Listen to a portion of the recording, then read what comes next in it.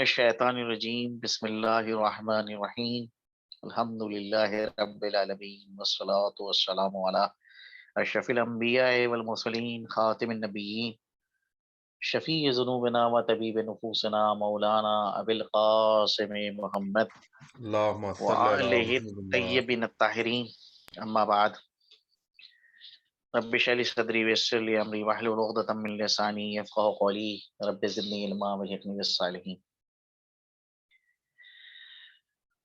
فضائل علم اور علماء کے حوالے سے آج جو روایت میں آپ کے سامنے بیان کر رہا ہوں وہ یہ کہ جناب پیغمبر اسلام حضرت محمد مصطفیٰ صلی اللہ علیہ وآلہ وسلم سے یہ روایت وارد ہوئی ہے، جس میں حضرت فرماتے ہیں کہ یوزن یوم القیامت مداد العلماء و دماء الشہداء، قیامت کے دن علماء کے قلم کی روشنائی اور شہیدوں کا خون ترازو اعمال میں جب تولا جائے گا فیرجع مداد العلماء علی دماء الشہداء، تو علماء کے قلم کی روشنائی راجع ہوگی، یعنی اس کا پلڑا جو ہے وہ بلند ہوگا شہداء کے خون سے۔ اس سے سمجھ میں آتا ہے کہ علماء کی کیا اہمیت ہے، کیونکہ علماء کے قلم کی روشنائی شہید ساز ہوتی ہے، شہید پیدا کرتی ہے، لہذا جو شہیدوں کو پیدا کرے اس کا جو ہے وزن زیادہ ہے بنسبت اس کے کہ جو راہ خدا میں شہادت پیش کر رہا ہے۔ تو علماء کے قلم کی روشنائی شہداء کے خون سے افضل۔ اس کے علاوہ ایک دوسری حدیث ہے کہ جو جناب پیغمبر اسلام سے ہی وارد ہوئی ہے، جس میں جناب پیغمبر اسلام ارشاد فرماتے ہیں کہ من طلب العلم فہو کالصائم نہارہ القائم لیلہ، جو علم طلب کر رہا ہے، علم سیکھ رہا ہے، اس کی مثال بالکل ایسی ہے کہ جیسے کہ دن کو روزہ رکھے اور پوری رات بیدار رہ کر خدا کی عبادت کرے۔ وَإِنَّ بَابًا مِنَ الْعِلْمِ يَتَعَلَّمُهُ الرَّجُلُ خَيْرٌ لَهُ مِنْ أَنْ يَكُونَ أَبُو قُبَيْسَ ذَهَبًا فَأَنْفَقَهُ فِي سَبِيلِ اللَّهِ، اگر ایک علم کا باب انسان سیکھتا ہے تو یہ ایک علم کا باب اس شخص کے لیے بہتر ہے کہ اگر وہ کوہ ابو قبیس، جو مکے کے اندر تھا ایک پہاڑ جس کا نام تھا کوہ ابو قبیس، اس کے برابر سونا اگر راہ خدا میں دے رہا ہے تو ایک طرف کوہ ابو قبیس کے برابر سونا دینا اور دوسری طرف علم کے ایک باب کو سیکھنا، یہ دو عمل ہیں۔ تو حدیث کا یہ فقرہ ہے کہ علم کے ایک باب کو سیکھنا بہتر ہے کوہ ابو قبیس کے برابر راہ خدا میں خیرات کرنا، سونا دینا۔ یہ ایک دوسری حدیث ہے۔ تیسری حدیث ہے کہ جو جناب امیر المومنین حضرت علی علیہ الصلاۃ والسلام سے ہے، کہ جس میں حضرت فرماتے ہیں ما اخذ اللہ علی اہل الجہل ان یتعلموا حتی اخذ علی اہل العلم ان یعلموا، اللہ نے جاہلوں سے معاہدہ، ایگریمنٹ، کسی قسم کا پیمان اس وقت تک کے نہیں لیا جب تک کہ علماء سے نہیں پیمان باندھا، یعنی سب سے پہلے اللہ نے علماء سے یہ عہد و پیمان لیا کہ وہ جاہلوں کو تعلیم کریں گے، اور پھر اللہ نے جاہلوں سے یہ عہد و پیمان لیا کہ وہ سیکھیں گے، علم حاصل کریں گے، تو جاہلوں سے اللہ نے پہلے پیمان نہیں لیا ہے، پہلے علماء سے پیمان لیا ہے، عہد لیا ہے کہ وہ سکھائیں گے، اور اس کے بعد جاہلوں سے یہ عہد و پیمان لیا ہے کہ وہ سیکھیں گے۔ تو بہرحال علم کی جو اپنی اہمیت ہے کہ جس کا کوئی انسان انکار نہیں کر سکتا ہے، مستقل طور کے اوپر جو آپ لوگوں کے سامنے جو ہے اس ذیل میں گفتگو ہو رہی ہے، وہ یقیناً جو ہے بڑی ہی سودآور گفتگو ہے اور انتہائی مفید گفتگو۔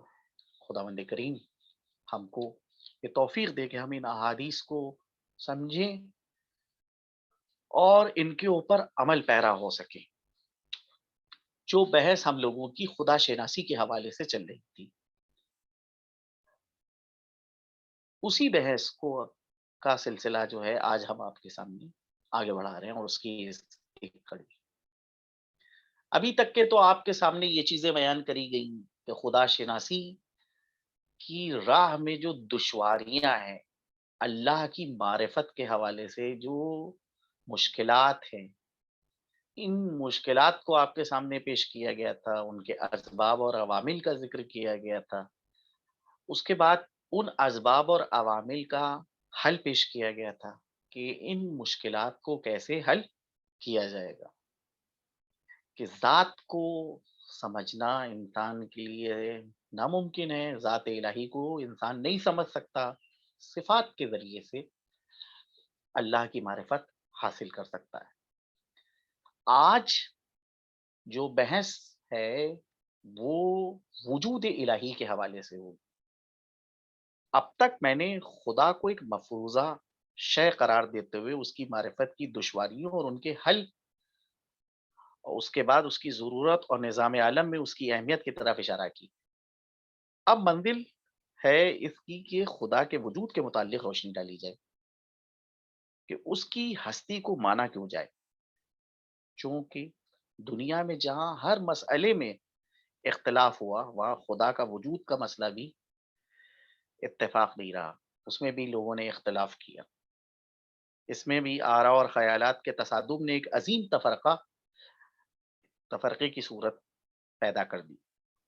ایک جماعت، ایک گروہ دنیا میں ایسا موجود ہے جو سرے سے خدا کا کے وجود کا منکر ہے، وہ انکار کہتا ہے کہ وہ خدا موجود نہیں ہے۔ جو خدا کے وجود کے قائل ہیں وہ ایک موہوم چیز کا عقیدہ رکھتے ہیں، جس کی کوئی واقعیت نہیں ہے، جس کی کوئی حقیقت نہیں ہے، اور وہ یہ لوگ کہتے ہیں کہ اس عالم کے لیے کسی خالق کی ضرورت نہیں ہے۔ اس کے مقابلے میں اہل مذاہب ہے، قطع نظر اور چشم پوشی کرتے ہوئے اس تفرقے سے جو خود اہل مذاہب کے درمیان اوصاف الہیہ کے حوالے سے پائی جاتی ہے۔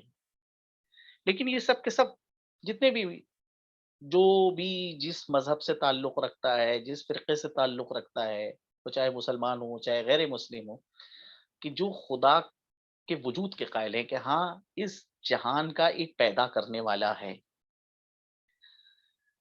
ایک ذات ایسی ہے کہ جس نے اس کائنات کو پیدا کیا ہے اور اس کائنات کو خلق کیا۔ یہ سب کے سب اس کے وجود کے قائل ہیں۔ میں نے اس سلسلے میں بیانات کے شروع میں خدا کے اقرار اور انکار کی تفریق کو اس طرح بیان کیا تھا کہ عالم کے لیے ایک مبدأ اول کے تو سب قائل ہیں، لیکن بحث اس میں ہے کہ وہ کوئی ذی شعور اور صاحب ارادہ ہستی ہے یا نہیں۔ جو مادیین اور طبیعیین ہیں، کہ جو اس دنیا کے لیے، اس عالم کے لیے مبدا تو مانتے ہیں، لیکن وہ مبدا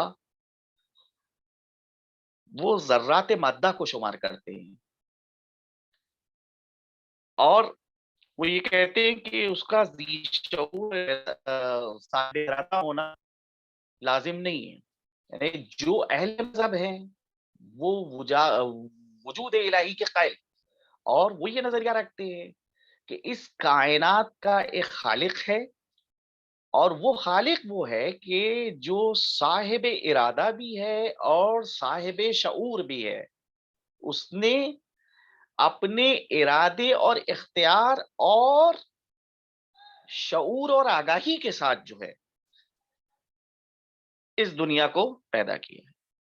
تو اہل مادہ یا جو طبیعت کے قائل ہے کہ طبیعت اصل ہے، جو مادے کو کہتے ہیں کہ مادہ اصل ہے، میٹر اصل ہے، وہ یہ کہتے ہیں کہ ایک مبدا تو ہے اس کائنات کا، لیکن وہ مبدا جو ہے خود مادہ ہے، خود میٹر ہے. اب جب خود مادہ ہے، خود میٹر ہے، تو مادے کے لیے یہ کہ وہ صاحب شعور ہو نہیں، اس کے لیے حوالے سے یہ عقیدہ نہیں ہے. اس کے مقابلے میں وہ لوگ جو خدا کے وجود کے قائل ہیں اس کو صاحب شعور، صاحب ارادہ قرار دیتے ہیں. اب دونوں جماعتوں کے نقطہ نظر میں ایک دوسری صورت سے فرق سنیے. وہ لوگ جو مادین و طبیعین ہیں، وہ خدا کے وجود کے منکر ہیں، وہ اس عالم کے لیے کسی موجد کے قائل نہیں.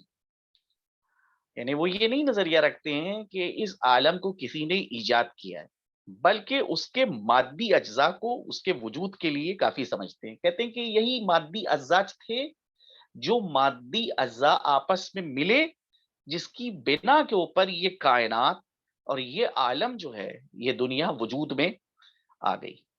کیونکہ عام طور پہ جو چیز عدم کے بعد وجود میں آتی ہے، یعنی جو پہلے نہیں تھی اور بعد میں پیدا ہوئی، یعنی نیستی سے ہستی کی جانب آنا. پہلے اس کا وجود نہیں تھا، اب اس کا وجود ہے. عدم یعنی وجود نہیں تھا، کچھ نہیں تھا. تو عام طور پر جو چیز عدم کے بعد وجود میں آتی ہے اور مرکب ہے، اس میں چار چیزیں باعث سے وجود ہوتی ہیں. ایک وہ اجزاء جن سے مل کر یہ چیز بنتی ہے، یعنی اس کو لاجک کی زبان میں چار علتوں سے تعبیر کیا جاتا ہے.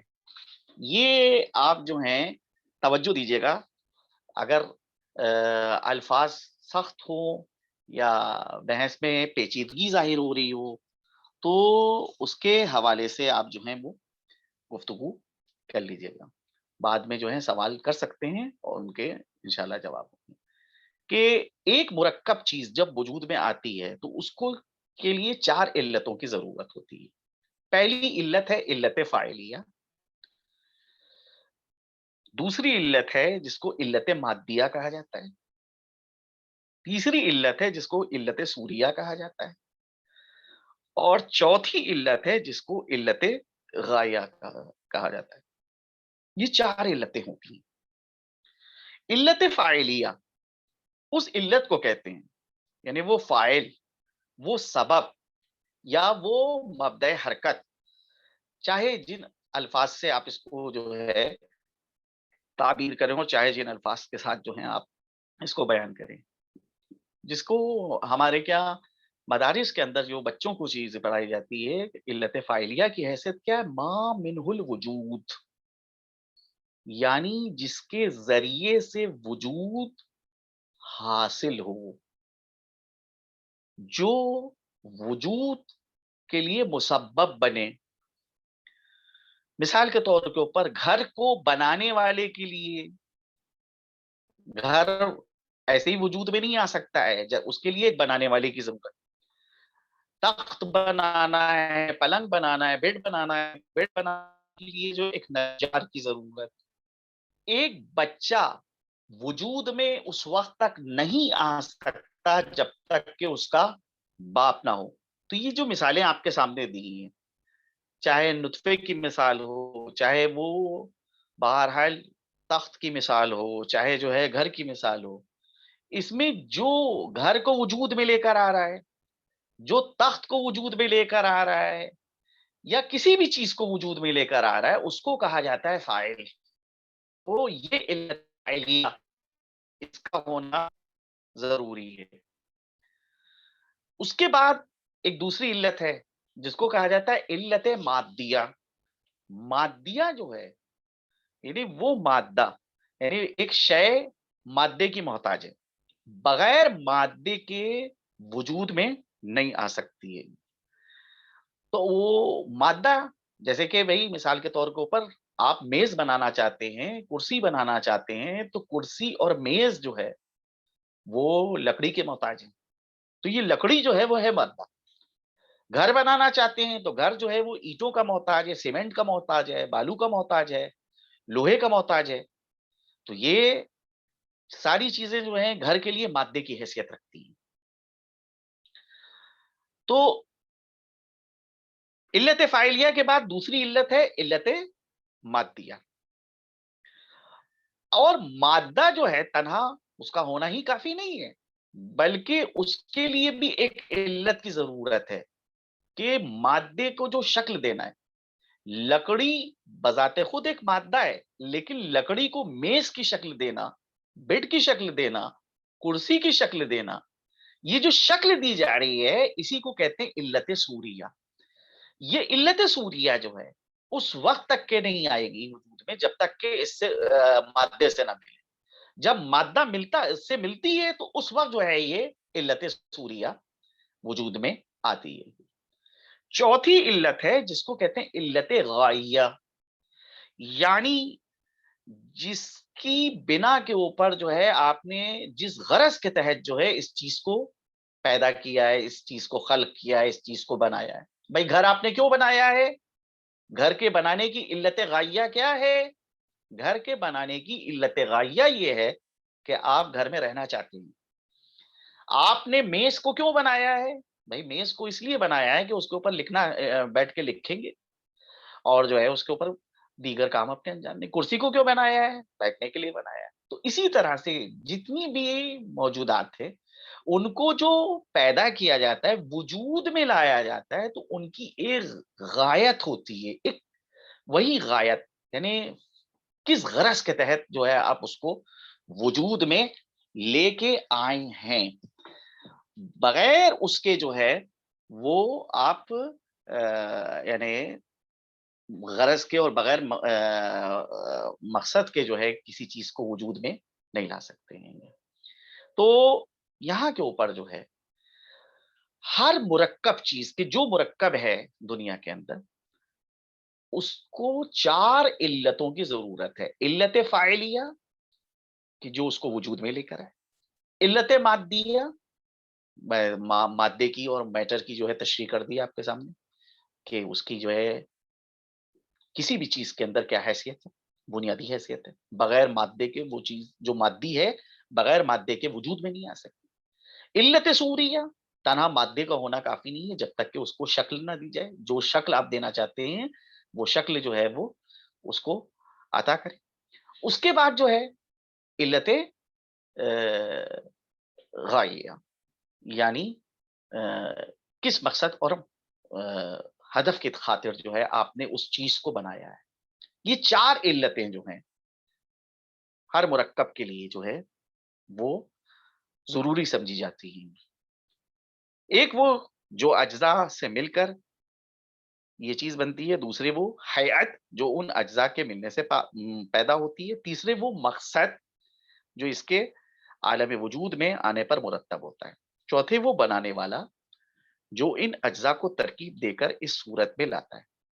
مثلا ایک دوا ساز جس نے ایک معجون تیار کی ہے جس کا اثر ہے دل و دماغ کو تقویت پہنچانا.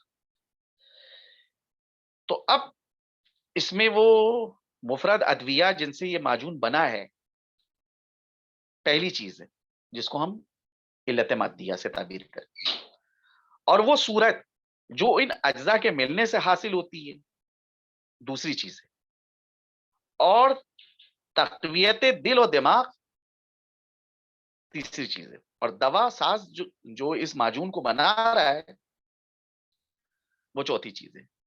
یہ صورت ہر مرکب میں پائی جاتی ہے. ان میں سے پہلی چیز وہ ہے جسے اصطلاح میں ہم نے آپ کے سامنے بتا دیا کہ علت مادیہ کہا جاتا ہے، اور آخری چیز وہ ہے کہ جس کو ہم اصطلاح میں علت فعلیہ کا نام دیتے ہیں.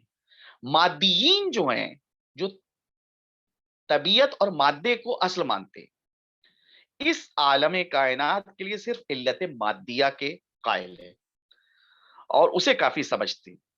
ان اجزاء کو موجب کہنا درست نہیں ہے ان کے نزدیک، کیونکہ موجد تو اس شے سے علیحدہ ایک جداگانہ ہستی رکھتا ہے جو ان اجزاء کو ترکیب دے کر اس شے کو عالم وجود میں لائے، اسی کو علت فاعلیہ کہتے ہیں۔ تو اب در حقیقت بحث جو کچھ ہے ہمارے اور ان کے درمیان وہ یہ کہ عالم کائنات کے لیے کسی ذی شعور موجد کی ضرورت ہے یا نہیں؟ آیا اشیاء عالم خود بخود عالم وجود میں آ گئے یا ان کا کوئی وجود میں لانے والا ہے؟ دنیا کا کوئی مسئلہ اس وقت تک طے نہیں ہو سکتا جب تک کہ اس کے لیے کوئی باضابطہ معیار مقرر نہ کیا جائے۔ ہم دیکھتے ہیں کہ عالم میں بہت سی چیزیں بغیر ارادہ اختیار، بغیر ارادے کے اور بغیر اختیار کے واقع ہوتی ہیں۔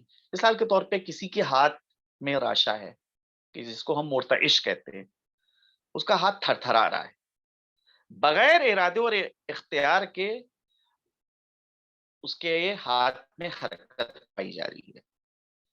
اور ایک کاتب ہے کہ جس کے ہاتھ میں قلم ہے، لیکن اس کا ہاتھ بھی جو ہے وہ حرکت کر رہا ہے، لیکن جو کاتب ہے اس کا جو ہاتھ میں حرکت ہے، اس حرکت کو ہم ارادے اور اختیار سے کا تابع جانتے ہیں، اور جو صاحب راشا ہے، مرتعش جو ہے، اس کے ہاتھ میں جو حرکت ہے، جس کا ہاتھ تھر تھر تھر تھر کانپ رہا ہے، جو ایک بیماری ہے اس کے اندر، وہاں کے اوپر جو حرکت پائی جا رہی ہے اس کے ہاتھ میں، اس حرکت کو ہم ارادے اور اختیار سے تعبیر نہیں دیتے۔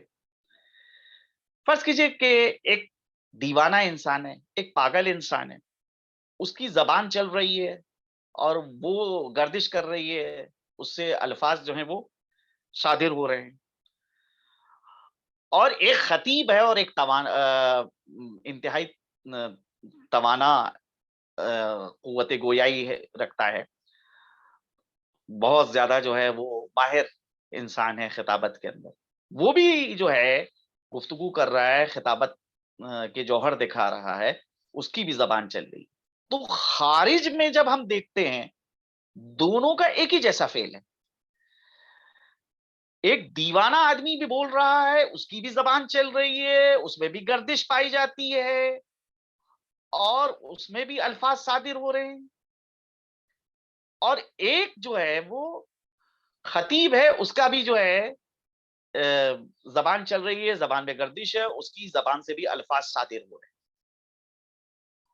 تو ہم کیسے تشخیص دیتے ہیں کہ جو شخص دیوانہ ہے اس کے کیا اضطراری کیفیت پائی جاتی ہے، اس کے اندر ارادہ نہیں ہے، اس کا کوئی اختیار نہیں ہے، بغیر ارادے اور اختیار کے الفاظ اس کی زبان سے صادر ہو رہے ہیں، اور ایک خطیب جب گفتگو کر رہا ہے تو خطیب کی جو گفتگو ہو رہی ہے وہ ارادے کے تحت ہو رہی ہے، وہ اپنے اختیار کے ساتھ گفتگو کر رہا ہے، اور جہاں کے اوپر چاہتا ہے وہاں کے اوپر جو ہے وہ اپنی زبان کو استعمال کرتا ہے، جہاں پہ چاہتا ہے وہاں کے اوپر زبان کو روک دیتا ہے۔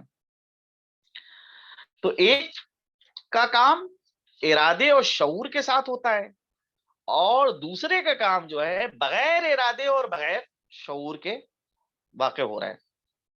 اب دنیا کی سیر کیجیے، اطراف زمین میں سیاحت فرمائیے، آپ کے سامنے مختلف طرح کے نقشے پیش ہوں گے جن میں آسانی سے آپ یہ تمیز کر لیں گے کہ کون ان میں خود بخود موجود ہو گئے اور کون کسی باہوش ہستی کی کارگزاری کا نتیجہ ہے۔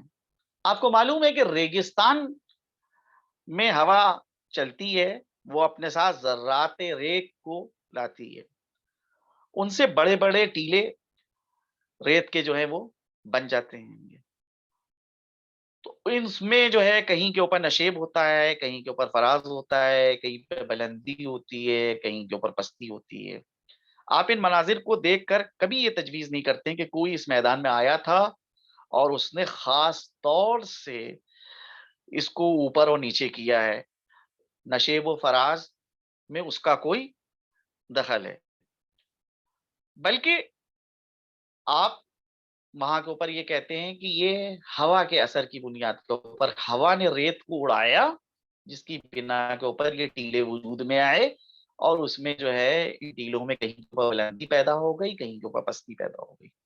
تو اس چیز کو دیکھنے کے بعد آپ حکم لگاتے ہیں کہ یہاں کے اوپر جو ہے کسی کے ارادے اور اختیار کا دخل نہیں ہے، کسی نے ارادے کے تحت جو ہے اس کام کو نہیں انجام دیا ہے۔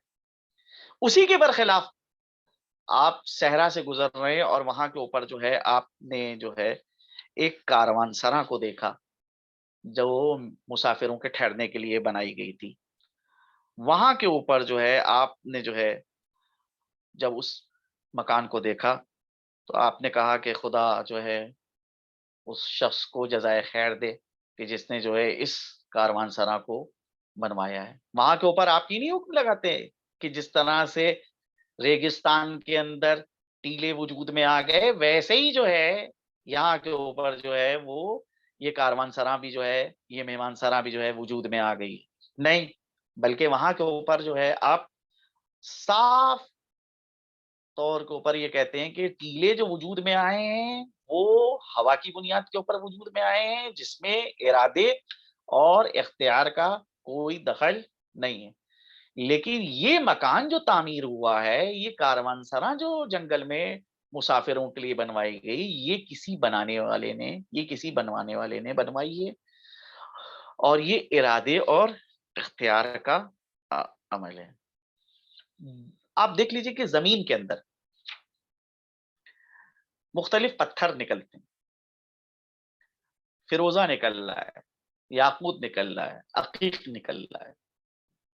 آپ جو ہے یہ جو زمین سے معدنیں نکلتی ہیں، کانیں نکل رہی ہیں، ان کے حوالے سے کیا کہتے ہیں کہ بھئی یہ سورج کی شعاعیں جو زمین کے اوپر پڑی، اس میں جو ذرات تھے ان کے اندر یہ اثر پیدا ہوا، اور اس اثر کا یہ نتیجہ ہے کہ یہ جو ہے دھات نکل رہی ہے گی، یہ کان جو ہے وہ نکل رہی ہے، یہ کہ یہ فیروزہ نکل رہا ہے، یہ یاقوت نکل رہا ہے، اور یہ جو ہے وہ عقیق نکل رہا ہے۔ تو یہاں پر یہ چیزیں جب نکلتی ہیں تو کوئی یہ نہیں کہتا ہے کہ بالارادہ یا شعور کے تحت جو ہے کسی نے اس چیز کو زمین کے اندر لے جا کے رکھ دیا ہے گا، نہیں، خود بخود زمین کے اندر یہ چیز وجود میں آئی، اور اس کے جو اسباب اور عوامل تھے کہ جب وہ اسباب و عوامل جمع ہوئے، اس بنیاد کے اوپر جو ہے یہ چیز وجود میں آئی۔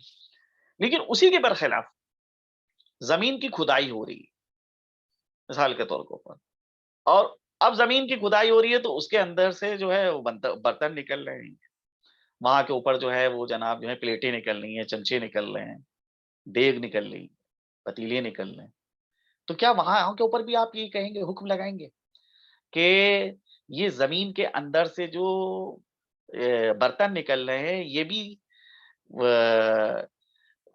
خود بخود وجود میں آ گئے، جس طرح سے فیروزہ جو ہے وجود میں آ گیا، جس طرح سے یاقوت جو ہے اور دیگر نگ جو ہیں وہ پتھر جو قیمتی پتھر ہیں زمین کے اندر جو ہے وہ خود بخود پیدا ہو گئے، ویسے ہی جو ہیں یہ برتن بھی جو ہیں خود بخود پیدا ہو گئے؟ نہیں، وہاں کے اوپر آپ کیا کرتے ہیں؟ آپ حکم لگاتے ہیں کہ نہیں، یہاں کے اوپر ایک قدیم بستی کوئی آباد تھی، یہ اس بستی کی نشانیاں ہیں، یہ کسی انسان کے بنائے ہوئے جو ہیں وہ برتن ہیں کہ جو زمین کے اندر سے دستیاب ہو رہے ہیں۔ عہد قدیم میں تاریخ تو لکھی نہیں جاتی تھی، اس زمانے کی تاریخیں انہی حفریات اور آثار قدیمہ کے ذریعے سے مرتب کی جا رہی ہیں۔ اس لیے جو بہت زیادہ جو اہم چیزیں ہیں اور بڑے بڑے علماء طبیعیات اور علماء صنعت ہیں، انہی نے جو ہے کھنڈروں کو اور بڑے بڑے ٹیلوں کو اور زمین کے مختلف حصوں کو کھود کر ایسی چیزیں برآمد کی جاتی ہیں جن سے سابقہ حالات کا پتہ چلتا ہے۔ وہاں کوئی بتانے والا نہیں ہے بیٹھا ہے، مگر یہی خاموش آثار ہیں جن کے ذریعے سے ہم پتہ لگاتے ہیں کہ اس زمانے کے حالات یہ تھے، کتنے سو سال پہلے یہ تہذیب گزری ہے۔ پھر کیا وجہ ہے کہ کہیں پر تو آپ جلدی سے کہہ دیتے ہیں کہ یہ ارادے اور اختیار کا نتیجہ ہے، اور کہیں کہتے ہیں کہ بغیر ارادے اور اختیار خود بخود ہے۔ یہ آخر معیار کون سا ہے؟ کیا یہ بات ہے کہ دیوانہ آپ کے سامنے باتیں کرتا ہے اور آپ کہتے ہیں کہ اس کا دماغ خراب ہے، اور ایک فاضل مقرر تقریر کرتا ہے، آپ یہ شبہ بھی نہیں کرتے کہ اس کا دماغ خراب ہے اور اس دیوانگی کی رو میں یہ تقریر کر رہا ہے؟ اگر آپ کہیں کہ مجنون کی تقریر کو مجنونانہ نہ سمجھنا پہلے سے اس کے جنون کا علم ہونے کی وجہ سے ہے، اور مقرر کی تقریر کو نتیجہ عقل اور فہم سمجھنا اس حسن زن کی بنا پر ہے جو ہر انسان کے ساتھ ہونا چاہیے۔ جب تک کافی ثبوت نہ ہو کسی کے متعلق، انسان کو یہ رائے قائم کرنے کا حق نہیں ہے کہ اس کا دماغ خراب ہے۔ میں ایس کر دوں کہ جناب، اول تو یہ حسن زن ہے، اور حسن زن سے کبھی یقینی نتیجہ برآمد نہیں ہوتا۔ قرآن کریم کہتا ہے ان الظن لا یغنی من الحق شیئا، زن جو ہے وہ انسان کو حق سے بے نیاز نہیں کر سکتا۔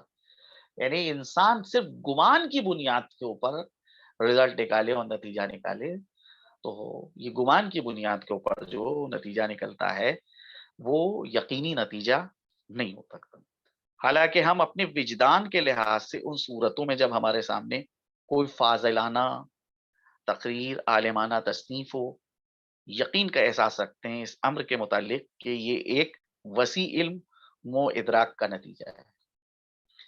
آپ ہی اپنے دل کی گہرائیوں میں اس اندازہ لگائیے، کسی اعلیٰ درجے کے کاتب کی تحریر اور نقاش کے نقش، یا بڑے قابل اور لائق شخص کی تصنیف کو دیکھ کر جو اس کی تعریف کرتے ہیں، تو کیا وہ صرف حسن زن کی بنیاد پر ہے؟ یعنی دل میں یہ شبیہ موجود ہے کہ یہ شبہ موجود ہے کہ شاید اس کا دماغ خراب ہوا اور جنون کے عالم میں یہ تحریر، یہ نقش اور تصنیف عالم وجود میں آ گئی ہو؟ ہرگز نہیں۔ آپ کو معلوم ہوگا کہ آپ کو یقین ہے کہ اس کا لکھنے والا بالکل صحیح الدماغ ہے، اور اس نے قدرت اور اختیار کے ساتھ اس کو لکھا ہے۔ اس امر کا اس درجہ یقین ہوگا کہ آپ اس خیال کو کہ وہ غیر ارادی طور پہ وجود میں آیا ہے خود دیوانگی کا نتیجہ قرار دیں گے۔ اگر کوئی آپ سے کہے کہ یہ تصنیف خود بخود وجود میں آ گئی، یہ مقالہ جو ہے خود بخود وجود میں آ گیا، تو اگر کوئی اس قسم کی بات کہے گا تو آپ کہیں گے کہ یہ لگتا ہے دیوانہ ہو گیا ہے۔ بھلا کوئی ایک تصنیف، کوئی ایک کتاب جو ہے خود بخود وجود میں آ سکتی ہے؟ یہ بات جو ہے ہرگز عقل میں آنے کی والی نہیں ہے۔ تو صرف حسن زن کا یہ چیز نتیجہ نہیں ہے۔ دوسرا یہ کہ آپ کو بتایا ہوا معیار شکستہ ہو جاتا ہے، اس طرح کہ وہی شخص جس کی تقریر اور تحریر کی آپ تعریف کر رہے تھے، خدا نہ خواستہ دیوانہ ہو جائے، اس کا دماغ خراب ہو جائے، بہکی بہکی باتیں کرنے لگے، آپ فوراً لگا دیں گے کہ اس کا دماغ خراب ہو گیا ہے۔ اب آپ حسن زن سے کام نہیں لیتے۔ وہی مجنون جس کے متعلق سابق سے معلوم ہے کہ اس کا دماغ خراب ہے، اگر اچھا ہو جائے، ٹھیک طور پر باتیں کرنے لگے، تو آپ خود سمجھ لیں گے کہ وہ صحیح ہو گیا ہے، اس کا عارضہ دور ہو گیا ہے۔ یہ آپ کیوں کر اندازہ کرتے ہیں؟ معلوم ہوتا ہے کہ اس کا سبب کچھ اور ہے، اور کوئی ایسا معیار موجود ہے کہ جس کی بنا پر خود افعال بتلاتے ہیں کہ اس کا کرنے والا صاحب شعور و اختیار ہے یا نہیں۔ پھر اس آخری مثال میں جو میں نے آپ کے سامنے پیش کی کہ وہ زمین سے نکلنے ہوئے ظروف اور مختلف طرح کے آلات و اسباب، ان میں تو کوئی شخص سامنے ہے نہیں جس کی نسبت حسن زن سے کام لیا جائے۔ یہاں صرف ایک بے زبان صنعت ہے جو بتلاتی ہے کہ اس کو کوئی ثانی وجود میں لایا ہے جو صاحب ارادہ بھی تھا اور صاحب اختیار بھی تھا۔ معلوم ہوا کہ یہ معیار جو بتلایا گیا ہے درست نہیں ہے۔ پھر کیا معیار ہے؟ تو میں آپ سے عرض کرتا ہوں کہ اس کے علاوہ کوئی بات ٹھیک نہیں، اور نہ ہی اس کو تسلیم کیا جا سکتا ہے۔ وہ یہ کہ جب کوئی بات اغراض اور مقاصد کے موافق منظم و مرتب صورت سے ہوگی اور ایک خاص نظام اور توازن رکھتی ہوگی، تو وہ شعور اور ارادے کا نتیجہ قرار پائے گی، اور جب مقصد و غرض کے لحاظ سے اس میں کوئی نظم و ترتیب نہ ثابت ہو، تو وہ شعور اور ارادے کے اختیار کی طرف منسوب نہ ہوگی۔ یعنی ہم کو چیزوں کو دیکھنا ہے، اور دیکھنے کے بعد جو ہے اس کے نظم و ضبط کو ملاحظہ کرنا ہے. اگر ایک چیز نظم و ضبط کے موافق ہے تو اور اس میں توازن پایا جا رہا ہے اس کے نظام کے اندر، تو یہ کہیں گے کہ یہ جو شخص وجود میں لایا ہے وہ صاحب ارادہ تھا اور صاحب شعور تھا. لیکن اگر ایک چیز کے اندر کسی قسم کا نظم و ضبط نہیں نظر آ رہا ہے تو وہاں کے اوپر جو ہے ہم یہ حکم لگائیں گے کہ یہ چیز جو ہے جو وجود میں آئی ہے یہ بغیر ارادے کے وجود میں آئی ہے اور بغیر شعور کے وجود میں آئی. اسی معیار سے آپ ایک مجنون کے جنون و صحت کی حالت کا موازنہ کرتے ہیں. جب تک اس کے الفاظ نامربوط، اس کا کلام بے تسلسل ہے، آپ سمجھتے ہیں کہ وہ جنون کا نتیجہ ہے، پاگل پنے کا نتیجہ ہے. اور جس وقت سے اس کے افعال و اعمال میں انتظام اور ارتباط پیدا ہوا اور وہ اغراض اور مقاصد کے ماتحت ہو گئے، اسی وقت سے آپ اسے صاحب عقل سمجھنے لگتے ہیں. جتنی یہ بات زیادہ ہوتی ہے اتنی ہی عقل و شعور پر زیادہ روشنی ڈلتی ہے. یہی وہ معیار ہے جو صرف شعور اور عدم شعور ہوئی کوئی نہیں، بلکہ شعور اور اختیار کے مختلف مراتب کا بھی پتہ دیتا ہے اور اس کے مقدار کا تعین کرتا ہے. اگر کوئی دیوانہ علاج کے بعد اس درجے پہ آ گیا کہ 5 باتیں ٹھیک کہتا ہے اور 4 باتیں بہکی بہکی کرتا ہے، غلط کرتا ہے، تو آپ سمجھتے ہیں کہ ابھی اس کا مرض پوری طرح سے زائل نہیں ہوا ہے، یہ صحت کے قریب آ گیا ہے.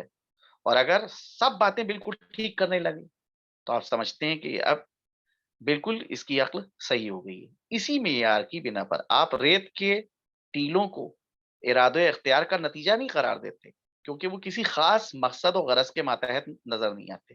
لیکن جنگل میں تعمیر شدہ مکان یا سرا کو آپ کسی شخص کی کارکردگی کا نتیجہ سمجھتے ہیں. اسی بنا پر زمین کے پیدا ہونے والے معدنیات جو مختلف شکل و مقدار کے ہوتے ہیں کسی خاص شخص کی طرف منسوب نہیں کرتے، کیونکہ وہ شکلیں کسی خاص تناسب سے نہیں پائی جاتی ہیں. لیکن زمین سے نکلے ہوئے برتنوں کو انسان کی کارگزاری سے وابستہ سمجھتے ہیں اور اس کے لیے وہ انسانی ضروریات و اغراض سے متعلق ہے. اس بنا کے اوپر اس کے پیچھے صاحب ارادہ اور صاحب شعور کو قرار دیتے ہیں. دنیا کے مختلف صنائع جو آپ کے سامنے آتے ہیں ان میں قبل اس کے کہ آپ کو موجد کا پتہ چلے کہ کون ہے، اجمالاً یہ ذہن میں آ جاتا ہے کہ کوئی موجد ہے. یہی پیش خیمہ ہوتا ہے اس سوال کا کہ اس کا موجد کون ہے. یہ انسان کی بالکل فطری اور تسلیم شدہ حقیقت ہے کہ کون ہے. کون ہے میں دھوکا ہوتا ہے اور اختلاف پیدا ہو سکتا ہے، مگر کوئی ہے اس میں کوئی اختلاف نہیں پیدا ہوتا. یہ صنعتیں جو آپ کی نظر کے سامنے آتی ہیں ان میں واقعی حیرتناک چیزیں پائی جاتی ہیں کیونکہ ہم ان کے اسرار سے واقف نہیں ہیں. ریل گاڑی ہو، موٹر ہو، جہاز ہو، ہوائی جہاز ہو، ہر ایک ہی ایجاد اپنے ایک سانے کی ایجاد ہے اور ہم ان کی موجد کی تعریف کرتے ہیں. فرض کیجئے کہ آپ ابھی جرمنی جائیے اور امریکہ جائیے، وہاں کے اوپر بڑے بڑے کارخانوں کے اندر جو ہے تشریف لے جائیں اور وہاں لوہے کی مشینوں کو دیکھیں کہ جو کارخانوں کے اندر چل رہی ہیں اور وہ ڈیزل سے چل رہی ہیں یا پیٹرول سے چل رہی ہیں. پرانے زمانے کے میں جو ہے وہ کوئلے سے اور پانی سے جو ہے وہ چلتی تھی. اب آپ ان مشینوں کو دیکھ کر حقیقتاً ششدر رہ جائیے گا. مشین کے پرزے تیزی کے ساتھ چل رہے ہیں، ایک عالم ہے جو حرکت میں ہے. آپ کہیے گا کہ بنانے والے نے خوب مشین بنائی.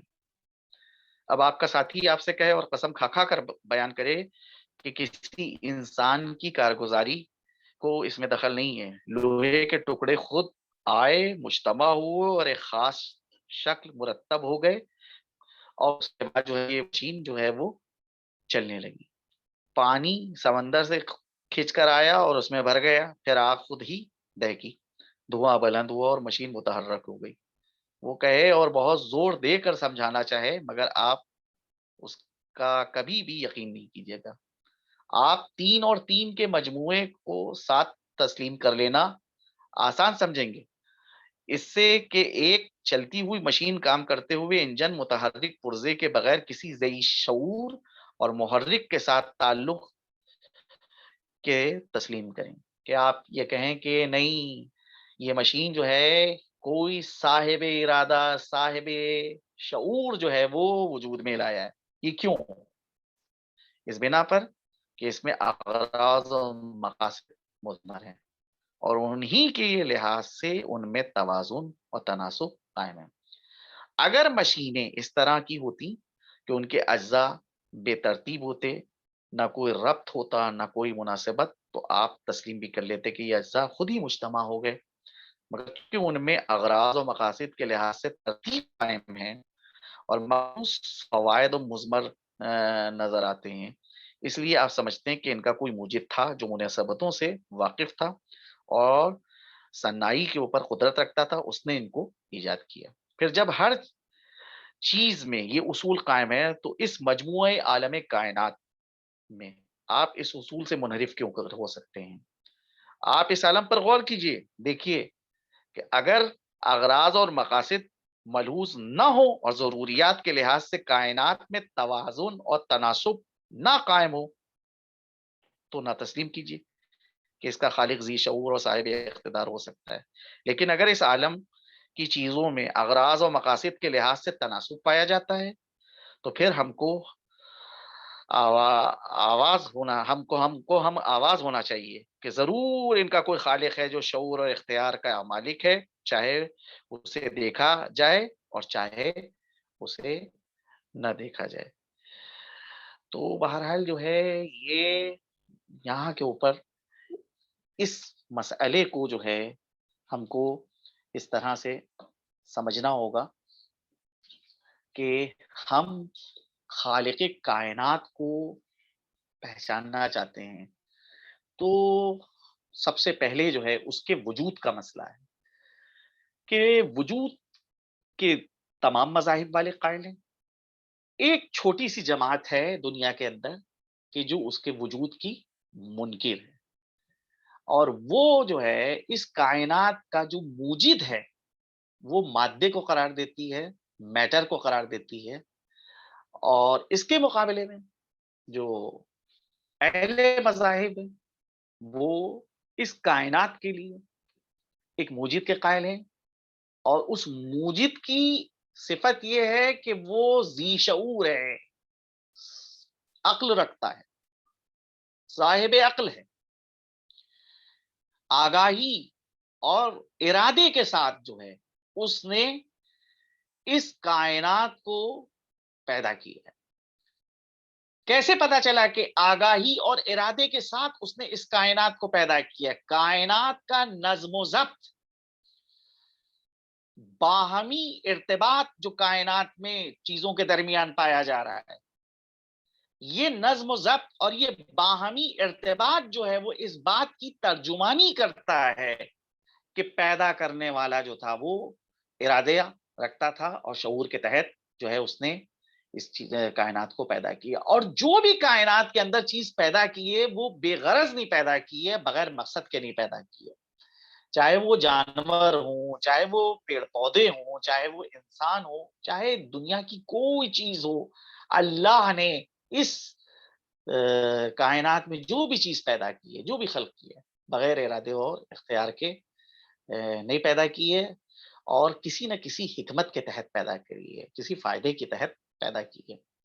بہرحال اللہ جو ہے، جو اس نے کائنات کے اندر چیزیں پیدا کری، یا تو وہ خیر محض ہیں ساری کی ساری چیزیں، یا پھر جو ہے اگر ان میں شر کا پہلو پایا جاتا ہے تو وہ شر کا پہلو جو ہے وہ مرجو ہے اور خیر کا پہلو جو ہے راجے ہے. بھئی آگ جو ہے اس کو نے آگ کو پیدا کیا تو آگ میں بہرحال جو ہے جلانے کی بھی تاثیر ہوتی ہے، آگ جو ہے کسی کو جلا بھی دے گی. اور آگ کے فائدے بھی بہت ہیں کہ آگ کے ذریعے سے ہم گرمی کو حاصل کرتے ہیں، آگ کے ذریعے سے جو ہے ہم دیگر اپنے امور کو انجام دیتے ہیں، آگ کے ذریعے سے جو ہے ہم روشنی حاصل کرتے ہیں، آگ کے ذریعے سے اور دیگر جو ہے وہ خدمات حاصل کرتے ہیں. تو بہرحال خلقت کے وقت جو ہے اللہ نے جو ہے اس کے اس فائدے کو مد نظر رکھ کے جو ہے اس چیز کو پیدا کیا. تو یہ آج جو آپ کے سامنے چیزیں بیان ہوئی ہیں وہ بہرحال خلاصے کے طور کے اوپر ہیں کہ جو موجد ہے اس کائنات کا، اہل مذاہب اور جو منکرین خدا ہیں ان کے درمیان جو اختلاف ہے، وہ اختلاف ملاحظہ فرمائیں کہ اہل مذاہب یہ کہتے ہیں کہ اس کائنات کا جو موجد ہے، جو مبدأ اول ہے، وہ ایک ذی شعور ذات ہے، صاحب ارادہ ہے، صاحب اختیار۔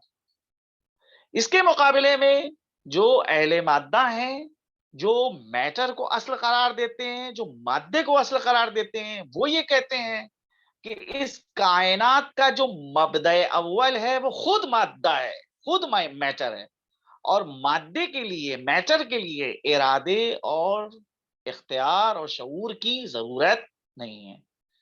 بہرحال یہ بحث جو ہے وہ کیونکہ ابھی کافی طولانی بحث رہے گی اور ابھی اور زیادہ جو ہے اس میں جو ہے گوشے نکلیں گے۔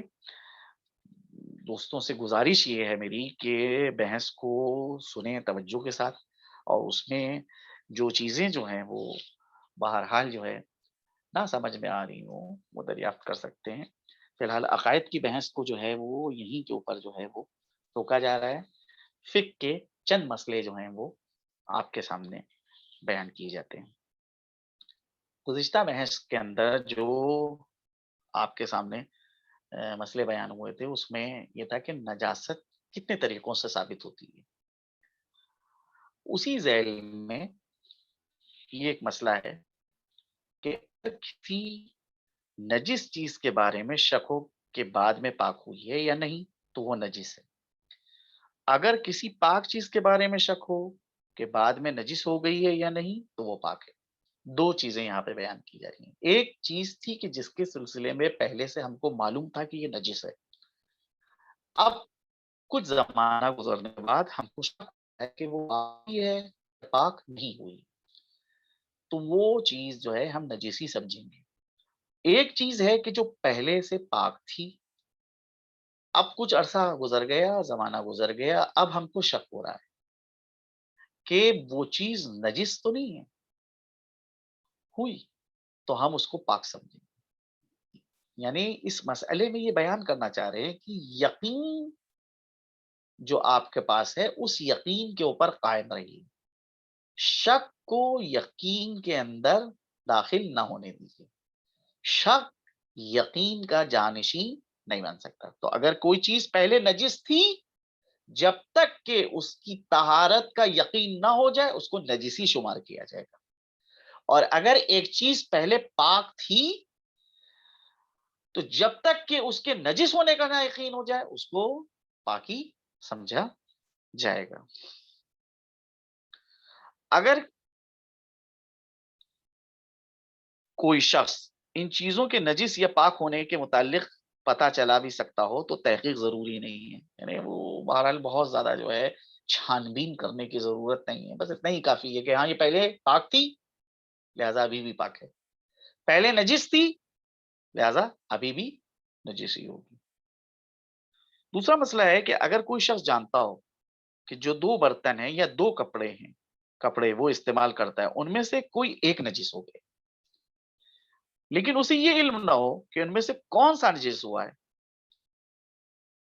تو کیا کرے گا؟ یہاں تو دو برتن ہیں کہ جن کو وہ استعمال کرتا ہے، یا دو کپڑے ہیں کہ جن کو وہ استعمال کرتا ہے۔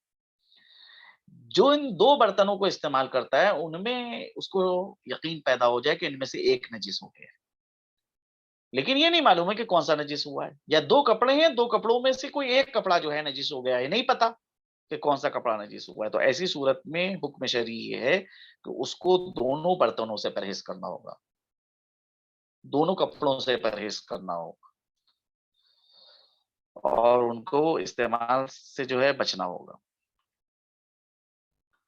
اور اگر مثال کے طور پر اگر یہ نہ جانتا ہو کہ خود اس کا کپڑا نجس ہوا ہے یا وہ کپڑا جو اس کے زیر استعمال نہیں ہے اور کسی دوسرے شخص کی ملکیت ہے، تو یہ ضروری نہیں ہے کہ اپنے کپڑے سے اجتناب کرے۔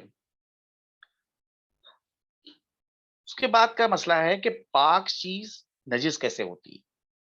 اگر کوئی پاک چیز کسی نجس چیز سے الگ لگ جائے اور دونوں یا ان میں سے ایک اس قدر تر ہو، گیلی ہو یعنی، کہ ایک کی تری دوسری تک پہنچ جائے تو پاک چیز بھی نجس ہو جائے گی۔ مثال کے طور کے اوپر ایک کپڑا ہے جو بھیگا ہوا ہے اور نجس ہے، اور دوسرا کپڑا ہے جو فرض کیجئے کہ سوکھا ہے۔ تو جو گیلا کپڑا ہے وہ اتنا زیادہ بھیگا ہوا ہے، اگر یہ بھیگا ہوا کپڑا کسی دوسرے سوکھے کپڑے سے ٹچ ہوا جا رہا ہے، مس ہوا جا رہا ہے، اور اس کی تری اس کے اندر منتقل ہو رہی ہے، تو پھر وہ سوکھا کپڑا بھی جو ہے وہ نجس ہو جائے گا۔ اور اگر وہ اسی تری کے ساتھ کسی تیسری چیز کے ساتھ لگ جائے تو اسے بھی نجس کر دے گی، یعنی دوسرا کپڑا جو نجس ہوا تھا اس طریقے سے، وہی دوسرا کپڑا وہ کسی تیسرے سے لگ جائے تو اس کو بھی نجس کر دے گی۔ اور مشہور قول یہ ہے کہ جو چیز نجس ہو گئی ہے وہ دوسری چیز کو کبھی نجس نہیں کرتی، لیکن یہ کے بعد دیگر کئی چیزوں پر نجاست کا حکم لگانا مشکل ہے، بلکہ طہارت کا حکم لگانا قوت سے خالی نہیں ہے۔ مثلا اگر دایاں ہاتھ نجس ہو جائے اور پھر یہ تر ہو جائے، تر ہاتھ بائیں ہاتھ کو چھو جائے تو بایاں ہاتھ نجس نہیں ہوگا۔ اب اگر بایاں ہاتھ خشک ہونے کے بعد مثلا تر لباس سے چھو جائے تو وہ لباس بھی نجس نہیں ہوگا، یعنی نجاست بائیں ہاتھ نجس ہوا تھا اور پھر یہ سوکھ گیا، اور اس کے بعد جو ہے وہ ایک کپڑے سے جو ہے مس ہو گیا، تو وہ کپڑا پھر جو ہے وہ نجس نہیں شمار کیا جائے گا۔